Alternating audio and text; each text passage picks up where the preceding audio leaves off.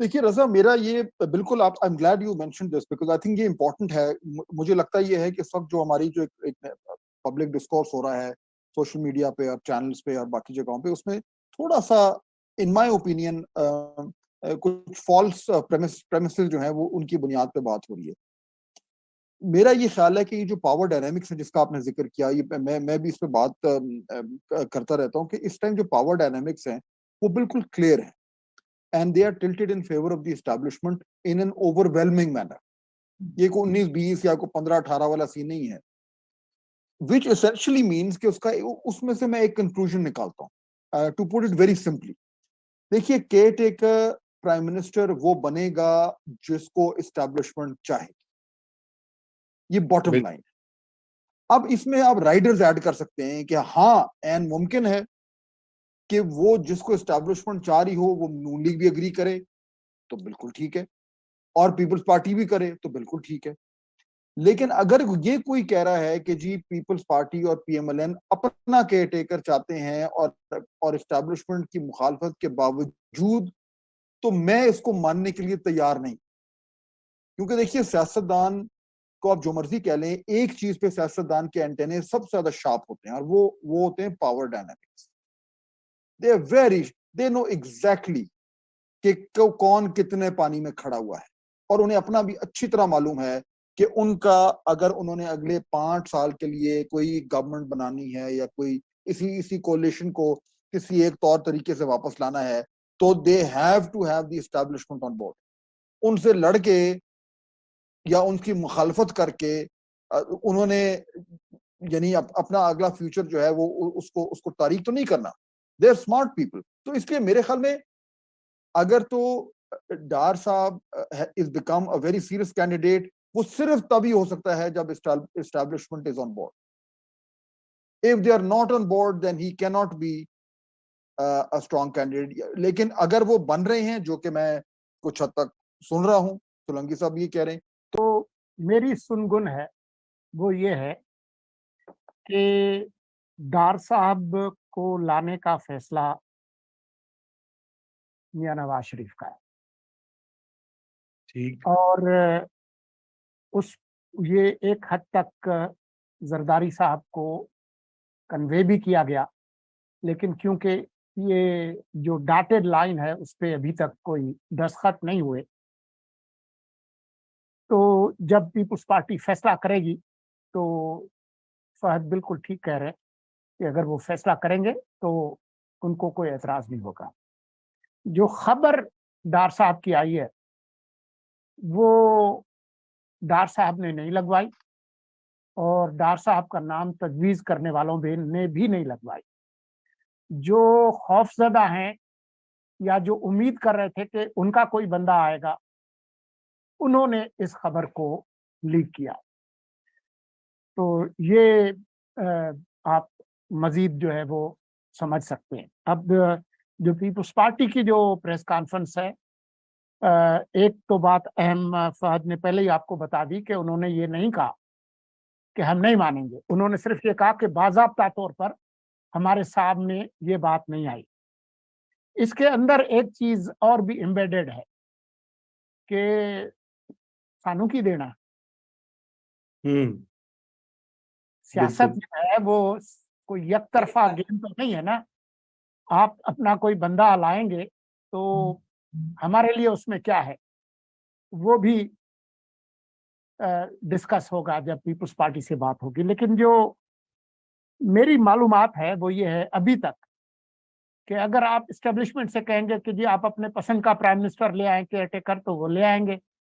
वो कौन से नाम मुमकिन तो पर हो सकते हैं, उस पे गौर करना कोई ज्यादा मुश्किल काम नहीं है। कह रहे हैं बिल्कुल लाइक अ सीसॉ सिचुएशन। यहाँ पे जो इत्तेहादी जमात है हुकूमत में बैठी, उनसे भी मैंने जानने की कोशिश की कि क्या वाकई ये नाम है और इस पर सबकी एग्रीमेंट है। तो उनको भी लगा कि अभी तक बाकायदा या बाज़ाब्ता तौर पर नहीं है। लेकिन जहाँ इट मैटर्ड, जैसे फहद कह रहे हैं, वहां से ये बातें भी आ रही थी कि कोई ऐसा, वो चाहते हैं कि ऐसा कोई केयर टेकर प्राइम मिनिस्टर हो जो मईशत के हवाले से चीजों को समझे, स्टैंड बाय एग्रीमेंट के ऊपर अमल दरामद करे। اور آپ نے یہ دیکھا ہوگا کہ پاکستان پیپلز پارٹی اور PMLN بارہا یہ کہتی نظر آ رہی ہے کہ الیکشن وقت پہ ہونے چاہیے، کیونکہ الیکشن وقت پہ ہوں گے تو پاکستان کے مسائل کے حل نکلیں گے. تو یعنی کہیں نہ کہیں یہ باتیں بھی تھیں کہ کیا ڈیلے ہو سکتے ہیں، اگر ہو سکتے ہیں تو کیوں ہو سکتے ہیں. سو میرے خیال سے کہ جہاں پر یہ میٹر کرتا ہے ان کی چوائس نہیں چاہیے. اگر معیشت ہی ہے تو میرے خیال سے پاکستان مسلم لیگ نون، یہ میرا اپنا تجزیہ ہے، پوری کوشش کرے گی کہ پھر ڈار صاحب ہی کیوں نہ ہو.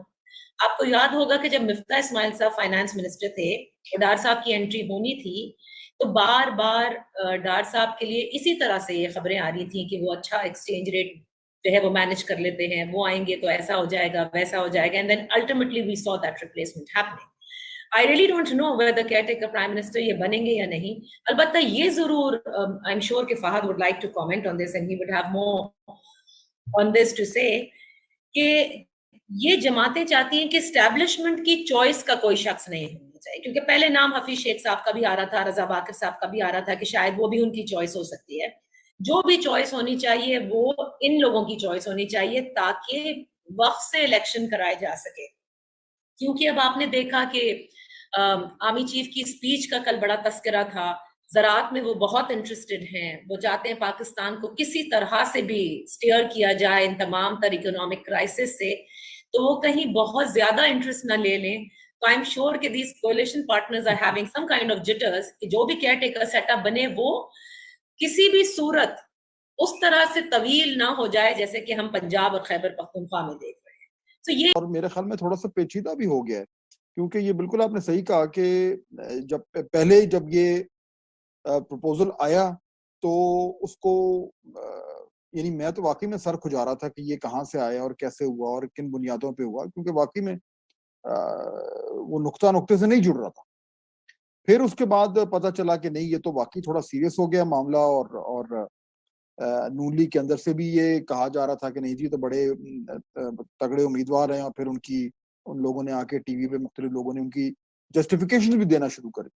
اس کے بعد پھر کل شام تک ہوا کہ نہیں یہ تو بالکل فارغ ہو گیا کام. خواجہ آصف نے بھی کہہ دیا کہ کچھ ایسی بات نہیں ہے، اور لوگوں نے کہا کہ چلیں جی یہ ایک ٹرائل بلون تھا جو کہ اڑایا گیا، اور اس کے بعد اسی طریقے سے اس میں سے ہوا نکل گئی اور وہ فضاؤں میں سے غائب ہو گیا سیٹی پہ جاتے ہوئے.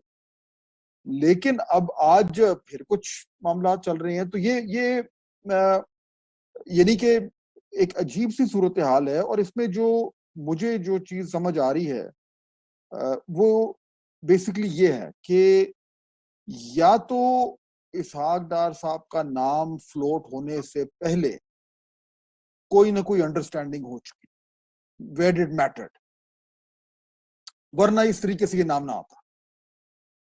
اور شاید پیپلز پارٹی کو آن بورڈ نہیں لیا گیا اس طریقے سے جس طرح کہ لینا چاہیے تھا، لیکن ادروائز کوئی نہ کوئی انڈرسٹینڈنگ کہیں نہ کہیں ہو گئی تھی، اور اس کے بعد یہ نام فلوٹ کیا گیا.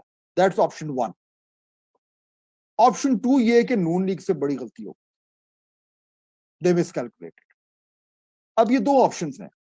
میرا کل تک خیال تھا کہ شاید آپشن 2 جو ہے وہ تھوڑا سا بھاری ہے، لیکن اس کے بعد سے صبح سے ظاہر بات ہے مرتضیٰ سولنگی صاحب کی طرح میں بھی کوشش کرتا ہوں کہ اپنی آنکھیں اور کان کھلے رکھوں اور ادھر ادھر نمبر گھماتا رہوں.